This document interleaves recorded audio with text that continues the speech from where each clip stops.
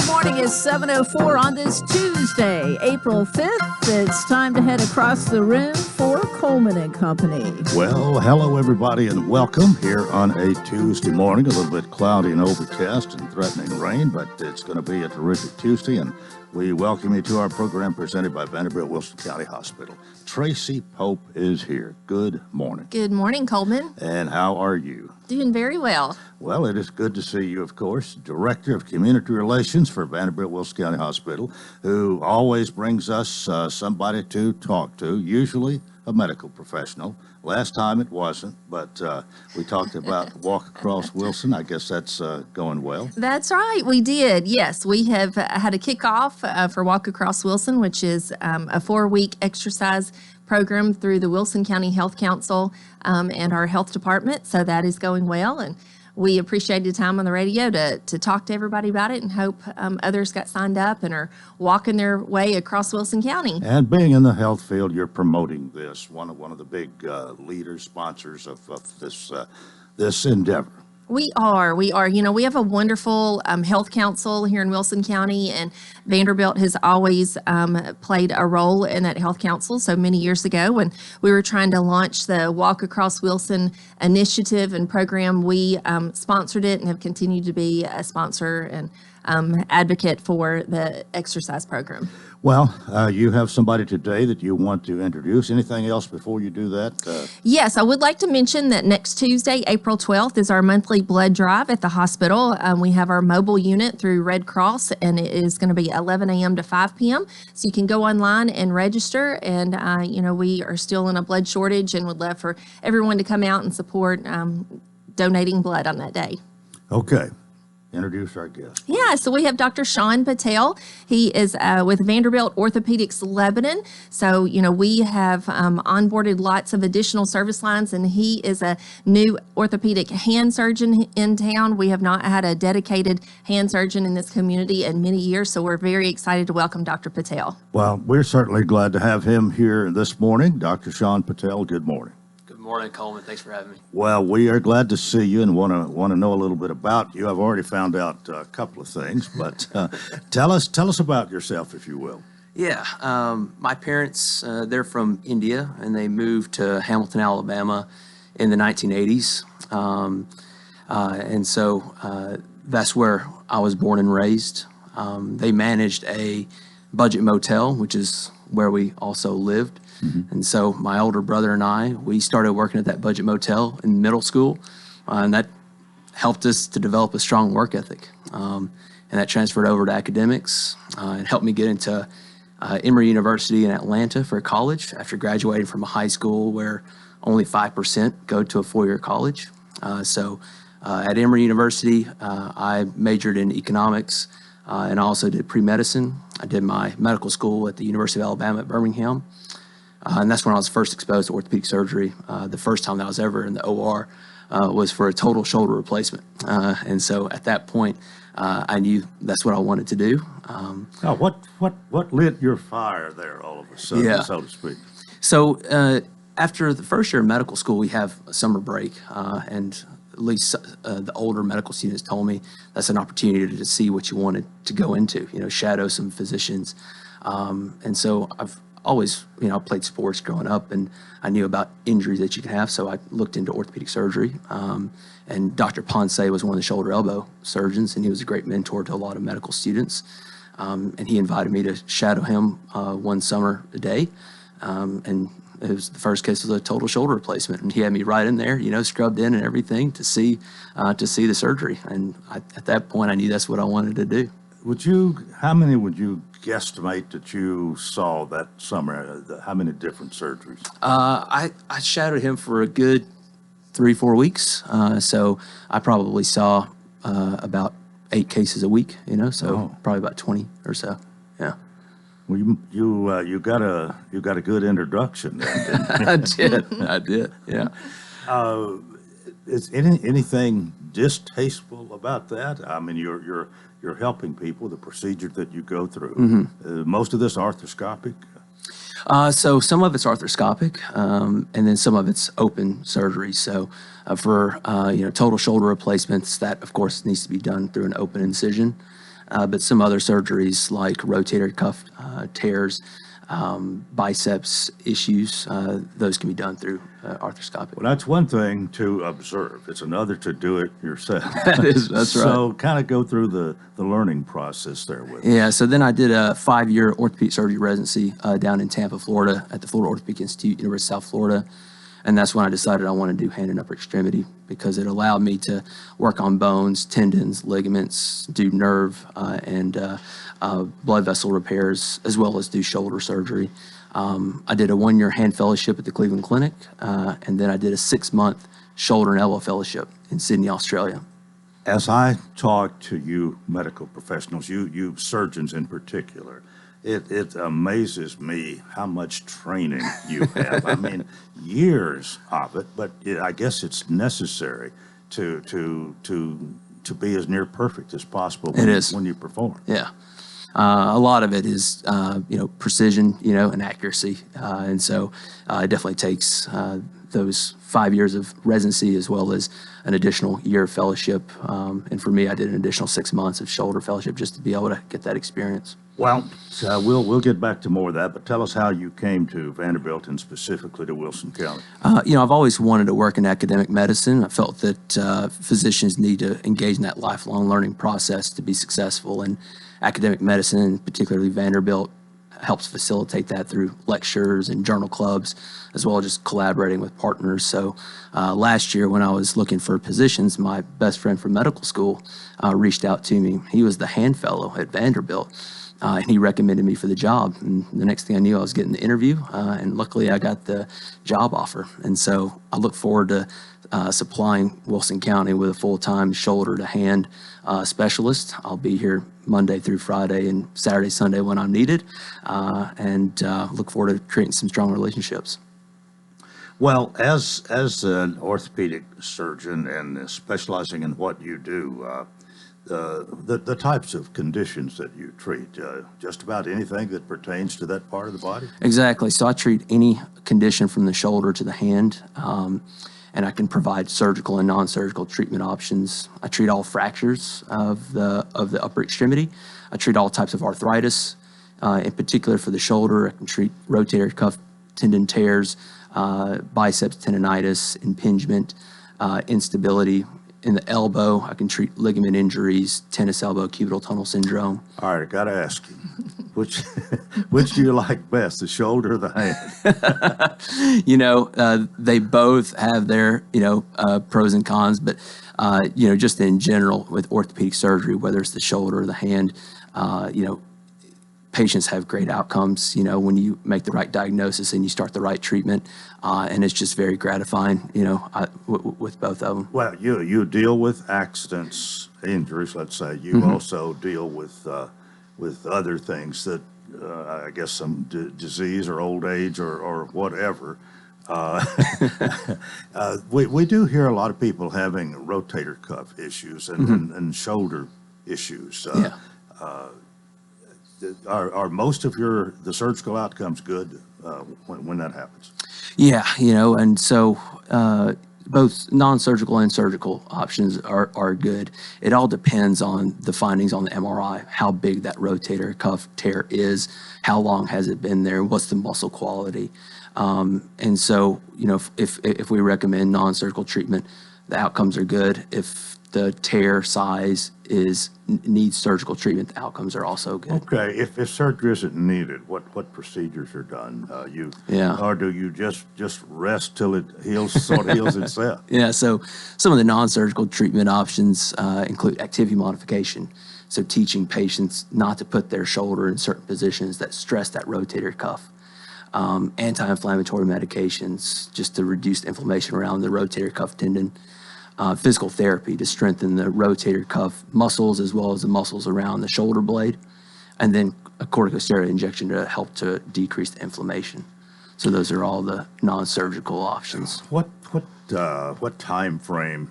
I guess that varies, of course, depending on the injury, but the general shoulder surgery repair, whether it's surgical or not, what kind of recovery time does it usually take? It usually takes about 3 to 6 months to get back to doing activities that you were used to doing before surgery. So, for the first 6 weeks, patients are in a sling in order to protect that repair. And then we start physical therapy after that to start some range of motion. And then strengthening usually happens at the 3-month mark. And so then between 3 months and 6 months, all patients are a little bit different in terms of how motivated they are with rehab, but they generally get back into their normal activities between that 3 and 6 month mark. Well, I'd like to ask the same thing about the hand, and maybe we come back. It's time for a break. All right. I'll reintroduce the cast this morning when we come back. This is Coleman and Company, FM 98.9. And let's see what's happening on the roadways. Want to thank our friends at Bates Ford, and they've got the Works Vehicle Checkup. They'll make sure your vehicle is ready for any road. $49.95 up to 5 quarts oil, tax and disposal, tire rotation, safety check too. 1673 West Main. Now at traffic. Here's Chuck. Good morning. Traffic volume on the increase, even more on 65 right now. Coming up through Williamson County, Brentwood, Franklin, going north on 65. Traffic's on the increase also out here down through Mount Juliet, through Wilson County. 24 a little heavy, making your way up through the Hickory Hollow area. All the traffic coming in from Murfreesboro. PensacolaBeach.com's got everything you need to book your next getaway. Check it out today at PensacolaBeach.com. I'm Commander Chuck with your on-time traffic. Renewal happens here at Lebanon Center for Rehabilitation and Healing. Lebanon Center for Rehabilitation and Healing has experienced new leadership and a new atmosphere. Same location in the heart of Lebanon, 731 Castle Heights Court on the Castle Heights campus. Lebanon Center for Rehabilitation and Healing is providing 5-star clinical outcomes to short-term and long-term care residents. Call 615-444-4319 for a tour and to experience the new culture. Renewal happens here at Lebanon Center for Rehabilitation and Healing. It's time for a change in Wilson County. I'm Philip Warren, and I'm running for county mayor to provide a fresh perspective, proactive ideas, and lead with integrity. Wilson County is a growing county that needs someone with experience who can provide visionary growth and develop a plan that encompasses all government services to tackle our infrastructure issues. I'm excited to provide that leadership to make Wilson County's future brighter and better than what we have today. Proven Republican, proven leadership. I'm Philip Warren, and I approve this message.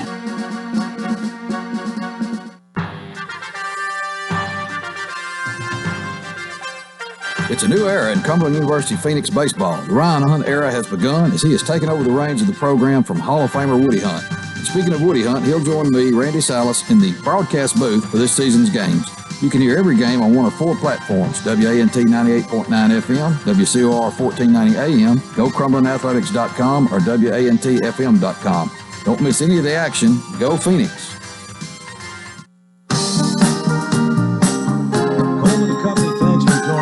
Vanderbilt Wilson County Hospital presents our program each Tuesday at this time. Tracy Pope is with us, the Director of Community Relations for the hospital, and today we have Dr. Sean Patel of Vanderbilt Orthopedics, surgeon of Vanderbilt Orthopedics Lebanon. Actually, you're going to be here all the time. Your work is here in Lebanon, right? Yes, that's correct. All right. And I bet you can guess where his office is going to be, or is. The blue building, 1616 West Main. It's kind of a joke over the past 2, because we keep adding new physicians and they just all keep going in the building. That's my first guess anymore. Yeah. When I'm asked.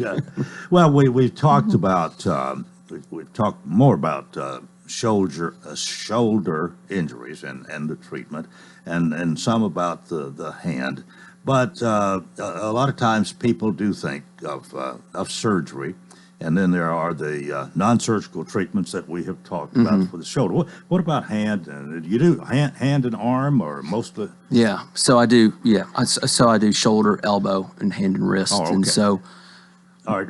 As far as hand goes, there are times for surgery. There are times you don't, I guess. So go through that a little bit as you did about the shoulder. yeah, so one condition in the hand is arthritis, and particularly of the thumb, at the base of the thumb. And so, arthritis at the base of the thumb can be treated with, again, anti-inflammatory medications to help reduce the inflammation, and braces and splints that are removable just to be able to rest the joint. Again, that helps to reduce the inflammation in that joint that's causing pain. And then lastly, I can provide a corticosteroid injection within the joint that acts as a direct way of reducing that inflammation. When would you do surgery? When it comes to arthritis, really of any joint, it really depends on the patient. And when they decide that they need surgery, when the non-surgical treatment options are just not working for them anymore. Either the corticosteroid injection is only giving them 2-3 weeks of pain relief because we can only give about 3 a year, and they're just miserable, meaning that they can't sleep at night. The pain wakes them up in the middle of the night. That's when we talk about the surgical options. We can injure our hand, our arm. You deal with those too.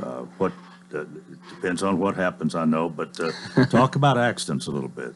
Yeah, you know, in athletes, for example, some of the injuries that we see are generally fractures or dislocations of the shoulder, elbow, or hand and wrist. And one fracture is the scaphoid fracture. So a scaphoid is one of the bones in the wrist.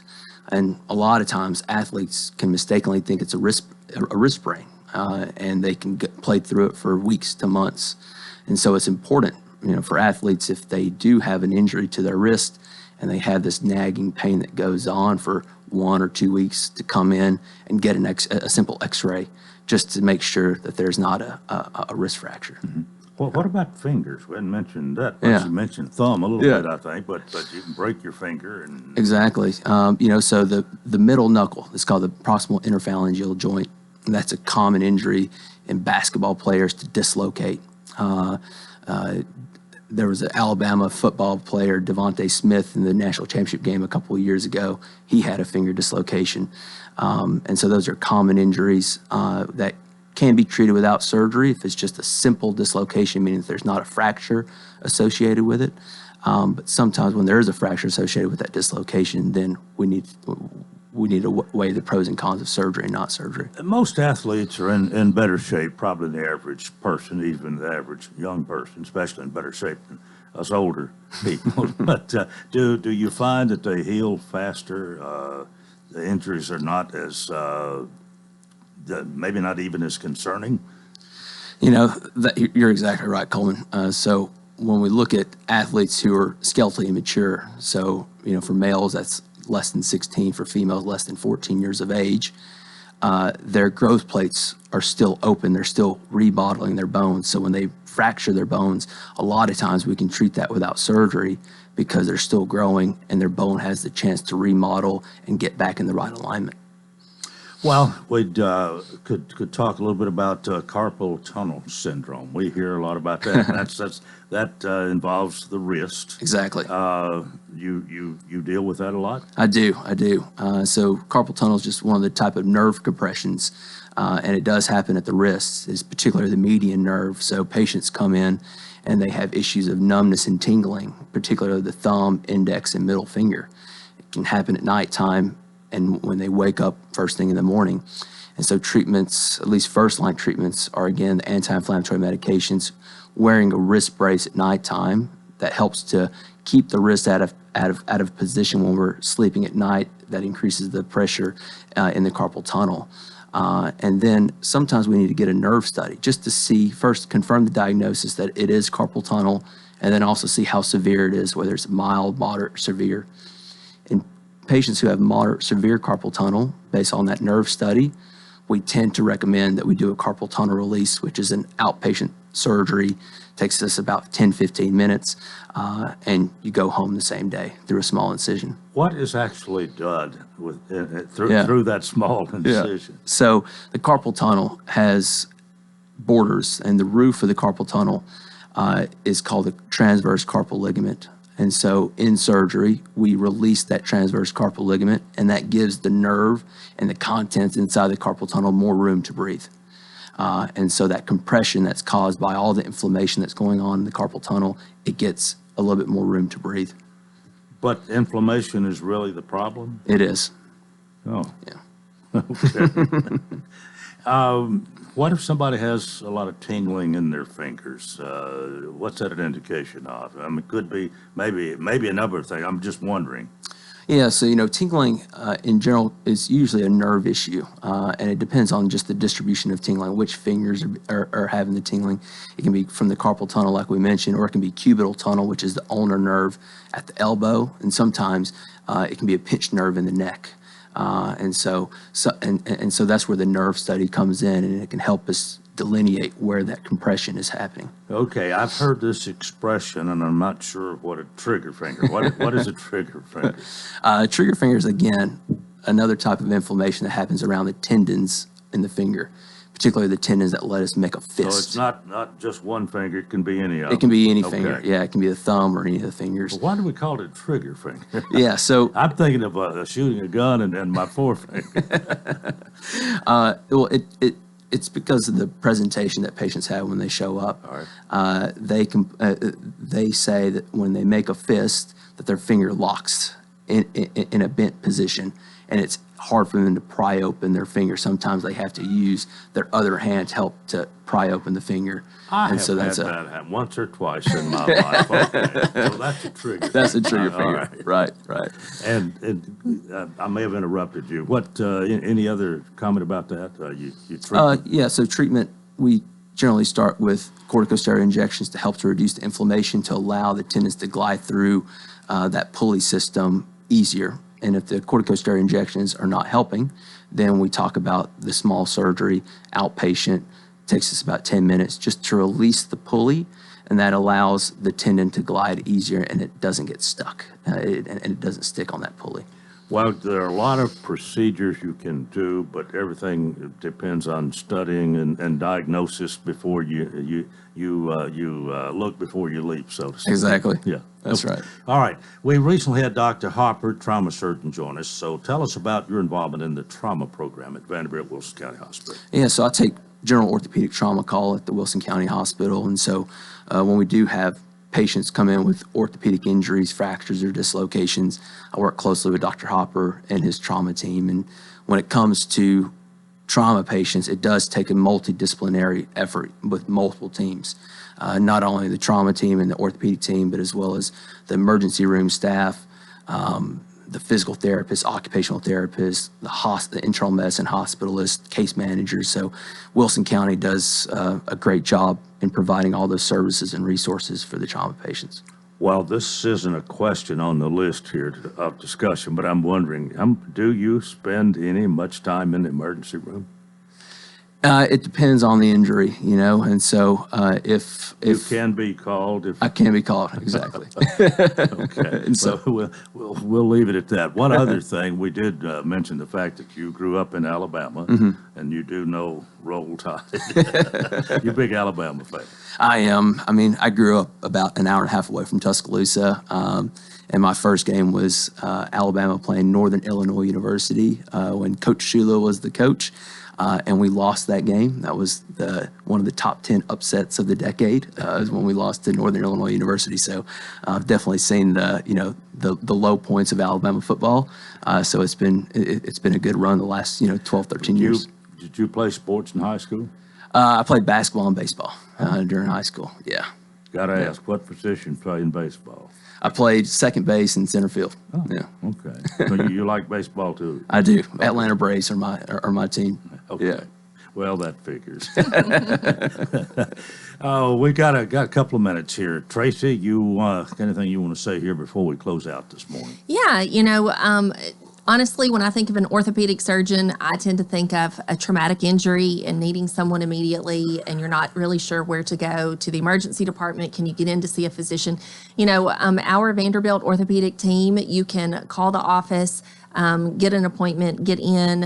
It's not something that you have to have a referral for unless your insurance dictates that you need a referral. So, if you have any sort of injury, they're available, as well as chronic issues. So we've talked a lot about surgical and non-surgical options. So just because you, have something going on does not mean that you need surgery and it's going to be a long haul. I think sometimes it's overwhelming and lots of times you just don't want to deal with it. But I think that, there are lots of non-surgical options that can get people to feeling 100% and back to doing normal routines. So Well, hopefully you're going to do what is best for or recommend at least what's best for the patient, either Absolutely. surgery or non-surgery. And if you don't have to do surgery, I don't know why anybody would want to. Exactly. Really. But Yeah.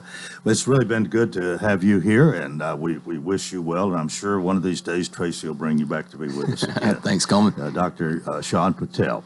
And one more thing. Yeah, and so you can find Dr. Patel at the Vanderbilt Health Lebanon building on 1616 West Main. It's Vanderbilt Orthopedics Lebanon. You can also go to our website, vanderbiltwilsoncountyhospital.com, and look under the About Us page and see all the Vanderbilt services here in Wilson County. All right, 1616 West Main. It's known as the Blue Building, and that's your office. All right. Well, that is our program this morning presented by Vanderbilt Wilson County Hospital, and we hope you'll keep here for more. Part 2 coming up. Coleman and Company, FM 98.9. And let's see what's happening on the roadways. Thanks to our friends at Absolute Kubota Land Pride, quality tractor implements including cutters, finish mowers, box blades, tillers, and more. 5-year gearbox warranty, extremely durable and well built. 1506 West Main.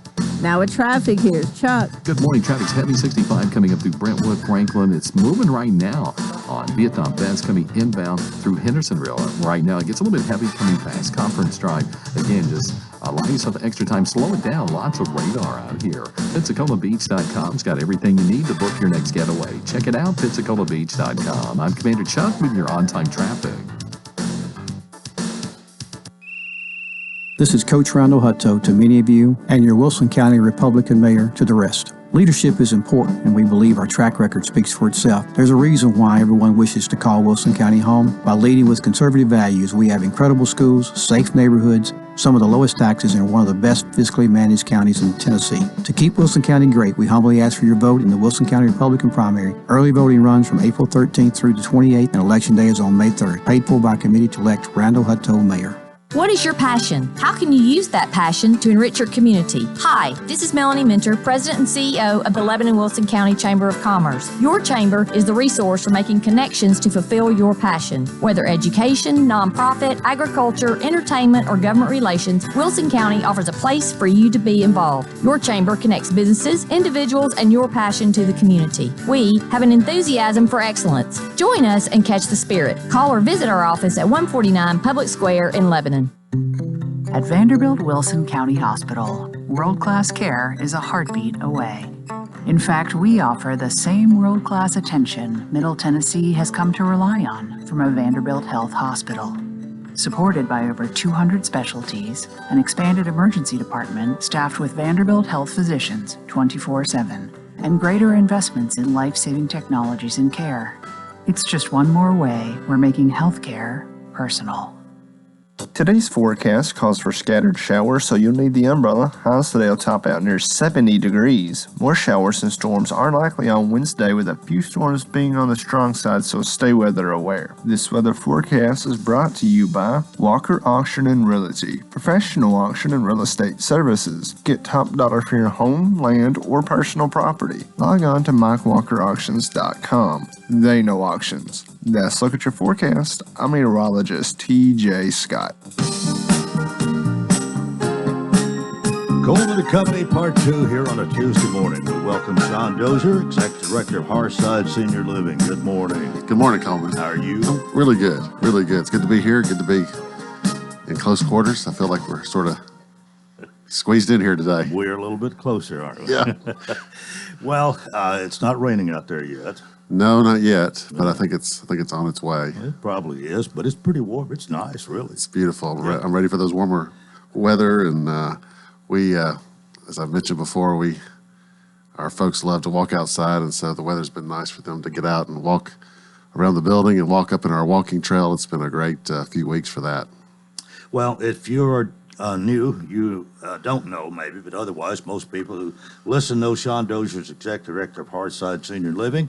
This place has been around since 1994. Sean hasn't been Executive Director that long, but no, about 3 years, I guess, since yeah. 2018. And I've brought a guest with me today, and that is Cindy Huffine. Cindy's our Director of Nursing and does a fabulous job, and I wanted to bring her on because when people think of Hearthside, they don't necessarily think of me. They think of Cindy. She's been there a long time, and She touches the residents literally every single day, and I wanted her to just talk a few minutes about what she does and what her experience is at Hearthside. Well, I think it's a good idea. Cindy, welcome to our program. And how long have you been there? I've been there about 8 years. Yeah. Well, what do you do? Tell us your job description. I'm maybe. the nurse manager. I've been a nurse there for, like, say, 8 years. I'm in charge of nurses and scheduling and everything else underneath that. Well, I guess you've seen a lot of people come and go in 8 Yes. years and dealt with a lot of different situations that would Yes. require a nurse or medical professional, perhaps. But what's it like? What kind of you get to know these people, no doubt. You're with them every day, but they're the things that you have to deal with, and then I mean, if there's a disease, you don't want it to spread. I'm sure you had your Yes. trials with COVID, but Oh, yeah. talk about being the nurse in charge. Basically, it is assisted living. It's not like long-term care. It is different. So, basically, you're given medications. You're seeing every day-to-day things. If they're needing anything, you're the first one to lay eyes on them. You see them every day. You know if there's something different about them. They're really good at communicating if there's anything that they need. So I just take my cues from them. They will let me know if there's anything that they need. So. And if they need to see the doctor or whatever, I guess you have a pretty Yeah. good idea Oh, when, yeah. when they need to go or if they don't need to. Right. We keep in touch with family. We let them know. We're very good at letting the families know if there's anything that we see that's different with their mom or dad. And then, they take them to the doctors and stuff like that. But we do have a nurse practitioner that comes and sees patients there too. So that Well, kind of helps. you're the nurse in charge at Hearthside. Do you have any others that do some help you? Or are you it? No, I have two other nurses, Karina and Sarah, and they're both really good at their job as well. So they are really good with letting me know if there's anything going on. So they just communication. Well, Sean, I don't think has ever brought anybody like you out here, and I hadn't even thought about that you'd have somebody like you on duty. It hadn't even occurred to me, but appreciate him bringing you. But now, you're not there 24 hours a day. No, we're there 12 hours, and then we have caregivers at night, and so they are good about calling us if there's anything going on. They'll call us and let us know if we're needed or if we can contact family or whatever we need to do. So we have really good staff. They've been there for years, so they're really up to date on everything that needs to be done. So in case of emergency. Well, one other thing we might talk about, I did mention COVID, and I like to think that's in the rearview mirror and all that good stuff. Me but too. it's got to be in the back of your mind a little bit, and you're probably more careful. And Yes. But what was it like during that time? You were very careful. It was, yes, we were, we actually went 8 months without a case at all. It was hard when it did happen because it was unexpected. And so I think it just, like I say, that one weekend, it just, like a lot of places, it was unexpected. And so it was just dealing with it. And we had some patients that went to the hospital. We had some that we treated there at the facility. Just trying to cut down on infection control and just make sure everybody was safe. And so we got through it, but it was definitely difficult. Well, what's different now? I mean, are you pretty much back to normal? We pretty much are. The only thing is, it is in the back of our mind. COVID is always, because it's going to be there. It's going to be here for a while. We've learned to live with it, but we definitely are thinking of, their symptoms. Are they looking sick? Is something going on? So that's always something that I'm thinking about is, could they have it? Maybe a little more cautious. Absolutely. Absolutely. Well, it's nice to have you. Any comments from you? Well, I can't overstate how important Cindy is to Hearthside. She really does a tremendous job, and we are so thankful to have her there. And I wanted to just bring her out so everybody could meet her, and I hope to bring her out more often. She's fantastic, and we hope to keep her around a long time. But we do have a few rooms available, Coleman, so if you are interested in Hearthside, we'd love to give you a tour. When I say a few rooms, we are starting to get close to being full again, so I encourage anybody who's interested in assisted living, if you're even thinking about it, give us a call or stop by for a tour. We'd love to show you around. Okay, and of course, we try to mention Sean's number, actually the number for Hearthside, 615-443-1994.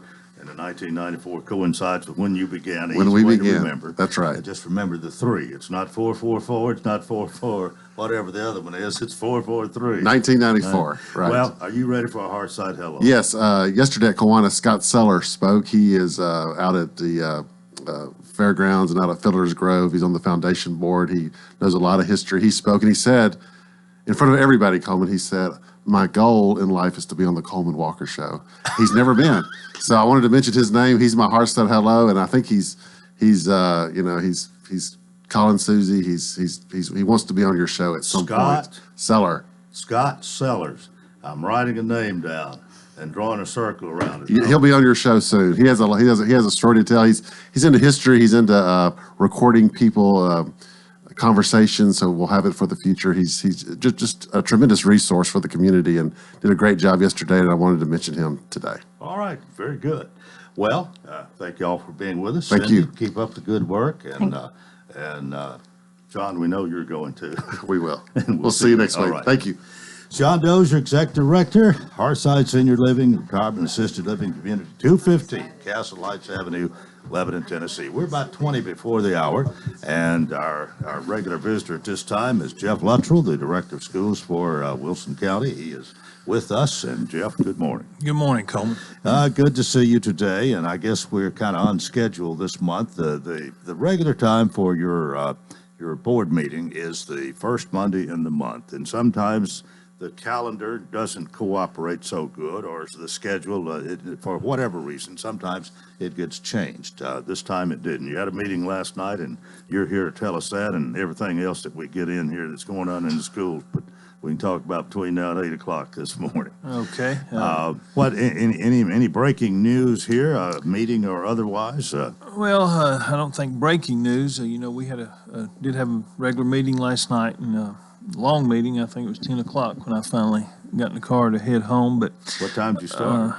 6. 4 hours. 4 hours. That's so a long time. We had a lot of things. It's a busy time for school people. We're finishing out the year. We're planning for next year. We're in the budget process. We're looking at trying to identify personnel needs for next school year. So there's a lot going on. But, one of the things in our meeting last night, we had 3 groups of students. We had our, from Lebanon High School, junior ROTC group was in, of course, presenting the colors. And then also they had a presentation to kind of give us an overview of their program. We had artwork from Lakeview Elementary on display, and they were there with their parents. And then also we had from Lakeview, we had our choir teacher brought some of her 3 students that had written songs. And it's a program through CMA and Country Music Writers Association. And so they shared with those, and that was very worthwhile, a lot of talent, and so a lot of excitement. So that took some time, but that's These are elementary school students? Yes, this is why we're here, is for our school. So we put them on showcase a little bit last night, and they did a tremendous job, and that got our meeting off to a great start. Then, of course, just a lot of it was regular business, going over policies and passing those and making recommendations, and so that took up a lot of the time. Probably the item that gains the most attention is there's a national issue going on with library books and resources in our library. And several months ago, we adopted a policy for review, how those could be reviewed. And that committee has met and did bring 2 books last night to the board for the board to decide with a recommendation of what they were going to do. And so that had some attention and a lot of people watching that. So that took place last night also. Well, what was the decision? Well, it was, on the 2 books, the committees had met and went over them and read them and had their discussions. And Did they have a recommendation? They did. They recommended one of the books that it would stay on the high school, in our high school libraries, but not be allowed in our middle schools. Mm-hmm. And then there was one book that they said that it would remain in the high schools, no restrictions. But at the middle school level, it would require parent permission to check it out. So it was good to see this committee work and see this process to give some parents some Okay, if input. I've heard you right, one is strictly for high school, Right. and then the other is high school and the elementary by parental consent. Middle school, Middle school, Yeah, okay, yeah. all right, okay. yeah. Well, that kind of settles that, I guess. Well, it does, and there'll be some more, you know, and we want our parent input. We want our parents to know what's going on with their child, and we encourage that. So, you know, this is a national trend we're seeing, and it gives us an opportunity. There's been a lot of good discussions and get into some difficult conversations about these. Was there a lot of discussion, dialogue in your meeting last night about this, or was it pretty much decided ahead of time? Or? Well, our head of our committee is Dr. Cothran. She's done a tremendous job. So she gave a pretty lengthy presentation detailing how the committee came to their recommendation. And the board did approve, but the board has the right, it's not a binding recommendation. And the board has the right at any point that they can decide what they want to do with that book. But it was. They went with her recommendation. They did go with the recommendation of that committee, and I know that committee they're already. I think next month said there would be 4 books, and you know it's a lengthy process. But it was good to see that committee at work. I was there at their meeting last week, and to see their input. And how they're trying to determine what needs to be in our libraries, and so it's a process. But it does at the end of the day. You know, the one thing that I was impressed with, and just sitting back watching this, it's going to allow our parents to have a say, and we want that. And you know, part of our policy is the first step is if a parent has a concern, is to try to take care of it at building level. With administration there, so my message is we do want our parents knowing what is in our libraries, and we want them to have a say for their child and what they're reading, and so but that was I think anticipated by a lot of people. There may be people not happy with that recommendation, but to watch the process work, I was pleased with it. Okay, with that, we will take our break. Jeff Luttrell, the Director of Schools, my guest. This is Coleman and Company, FM 98.9. And let's see what's happening on the roadways. Want to thank our friends at Bates Ford, and they've got that regular oil change, $28.95 up to 5 quarts oil, tax and disposal. Bates Ford, 1673 West Main. Now in traffic, here's Chuck. Heavy traffic through the Hickory Hollow area. Just give yourself plenty of extra travel time out here. Lots of radar, that's for sure, especially parts of Williamson County on 65 and 840. Again, allow yourself extra time. PensacolaBeach.com's got everything you need to book your next getaway. Check it out at PensacolaBeach.com. I'm Commander Chuck with your on-time traffic. It's time for a change in Wilson County. I'm Philip Warren, and I'm running for county mayor to provide a fresh perspective, proactive ideas, and lead with integrity. Wilson County is a growing county that needs someone with experience who can provide visionary growth and develop a plan that encompasses all government services to tackle our infrastructure issues. I'm excited to provide that leadership to make Wilson County's future brighter and better than what we have today. Proven Republican, proven leadership. I'm Philip Warren, and I approve this message. And now, a moment of silence to remember our dear friend. Sorry. Oh, man. Life can be uncomfortable. Your home doesn't have to be. With a wide range of air conditioners, furnaces, and heat pumps, Rheem makes it easy to feel comfortable, even when you can't be comfortable. Financing available through TVA's Energy Right program and your local power company. Call Randy's Heat and Air 237-3604. Welcome to Hearthside Senior Living, Lebanon's unique senior living community designed for seniors to age in place, all within a safe, comfortable, and Christian environment. Beautiful retirement homes designed for an independent lifestyle with maintenance-free living. Hearthside Senior Living also continues the excellent tradition of assisted living for those seniors who need additional services. Hearthside Senior Living, an independent retirement community and assisted living community, all on one campus in the heart of Lebanon. Call 615-443-1994 for a tour. And thanks for joining us here on a Tuesday morning and always, our thanks to our guest, and especially this time, Jeff Luttrell, the Director of Schools for Wilson County. Got to mention here, Jeff, Billy came in and reminded me, he told me the other day about him mentioning on the Cumberland game that you are one of the few pitchers at Cumberland that actually threw a no-hitter once upon a time.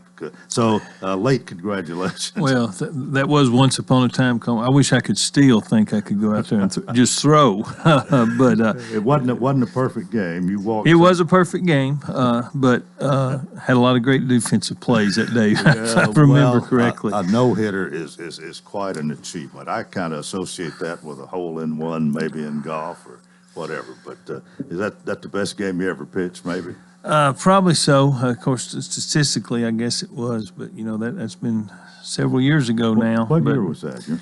Ooh, that was probably 94, I guess. Oh, okay. 93. I guess it was 93, Yeah. and so that's been a while. But yeah, there's fond memories of Cumberland. I still listen to them, and they're playing pretty good baseball right now, so that's exciting. Yeah, Ryan had his work cut out for him at the start. Yeah. Lost 7 or 8 or something, Yeah. and then they started winning, and they just keep winning.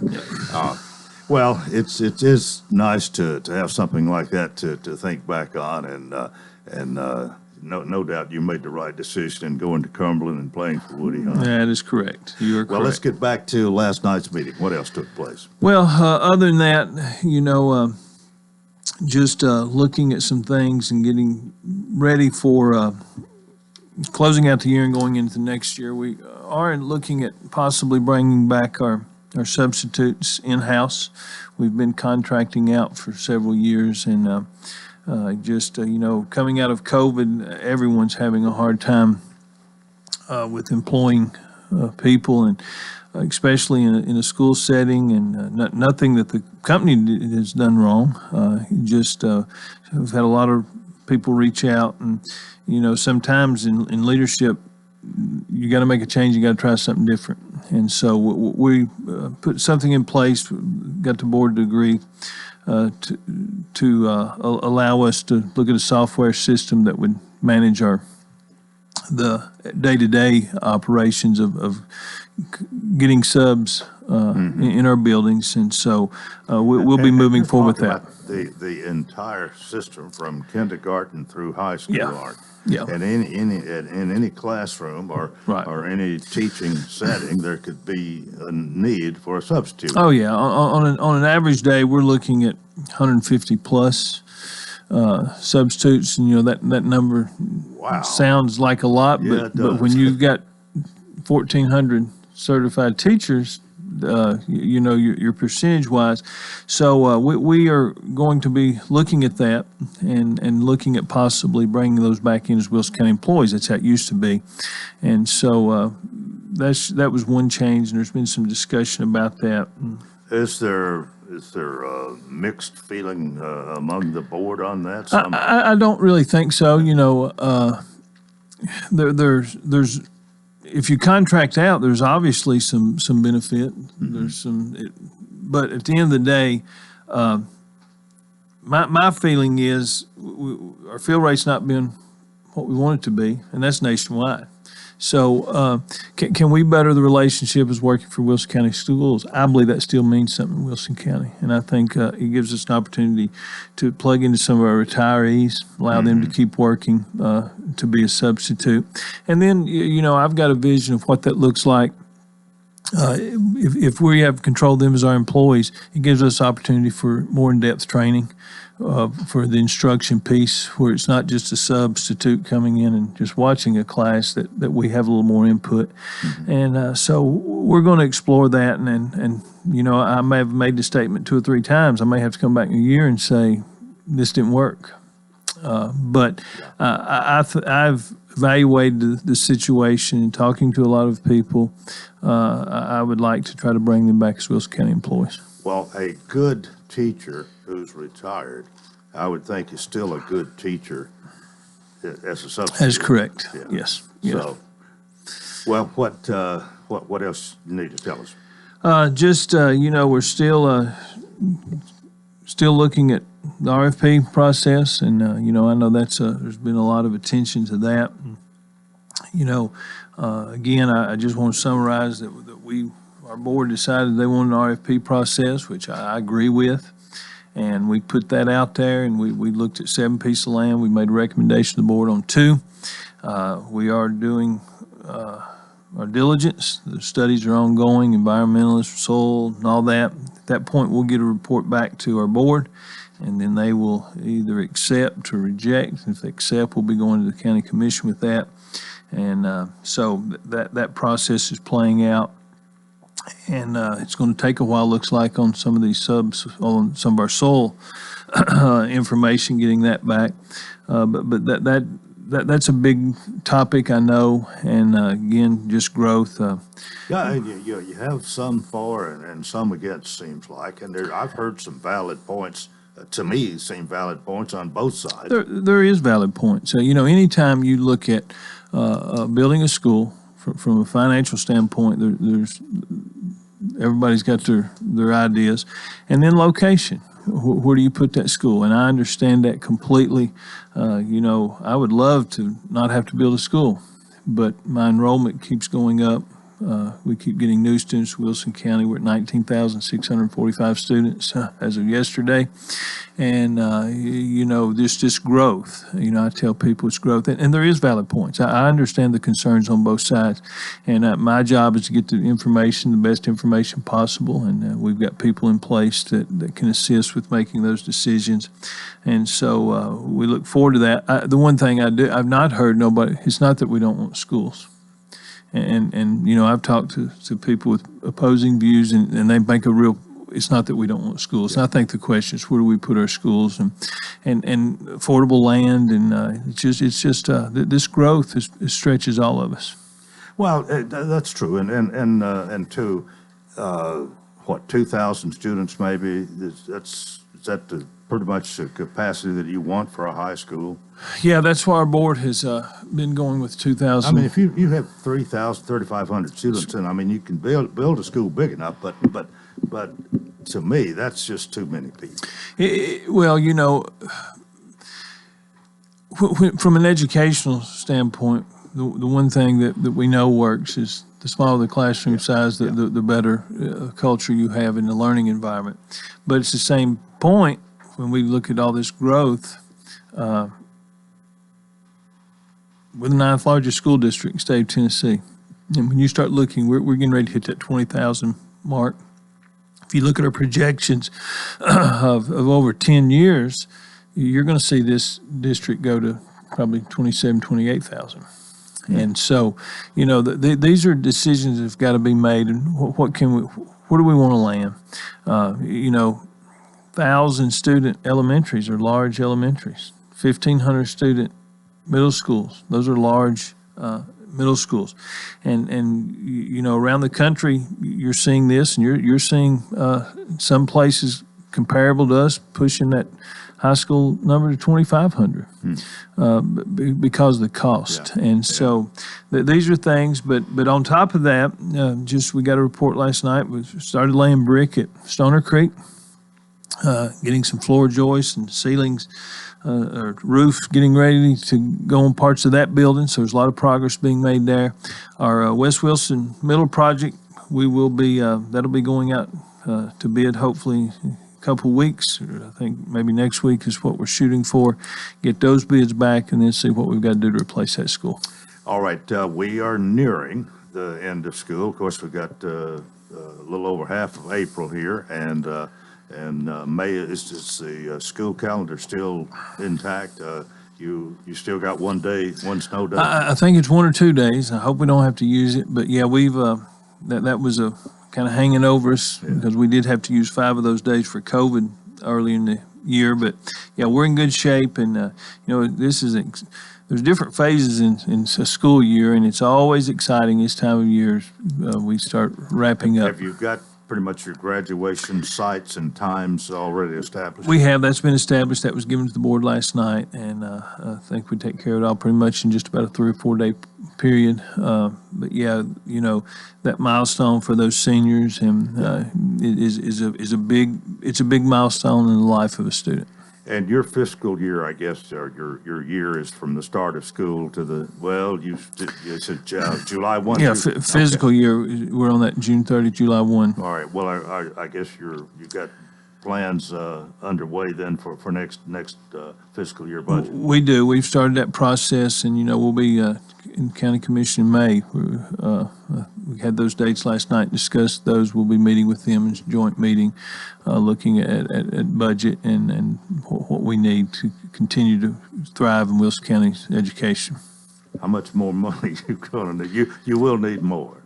Well, we always need more, but we are committed, and we understand, and we're committed to looking at getting the most out of that budget we can, and that's my responsibility to do that. So, and our financial officer Michael Smith is committed to that. So, and where's that balance? We don't want to stress this county no more than we have to, and we want to take pride that we're spending the money appropriately, but at the same time, we want to have a world-class education. Well, I can't remember exactly the time frame. We got 30 seconds here, but we did have some basketball teams that did real well, and especially our Lebanon Blue Devils. And I guess now it's baseball and softball time and spring sports, and hopefully everything's going well there. It is. Well, this time of year, these our campuses from middle school to high school, there's something going on every night, whether it's soccer or baseball, softball, track, and that's exciting to just be able to see that and see our kids and families be able to enjoy it in our schools. Well, thanks for being with us. We'll see you next month. Thank you, Jeff Luttrell, Director of Schools. That's it for Tuesday. Hope you'll join us tomorrow. Till then, I wish you a terrific day.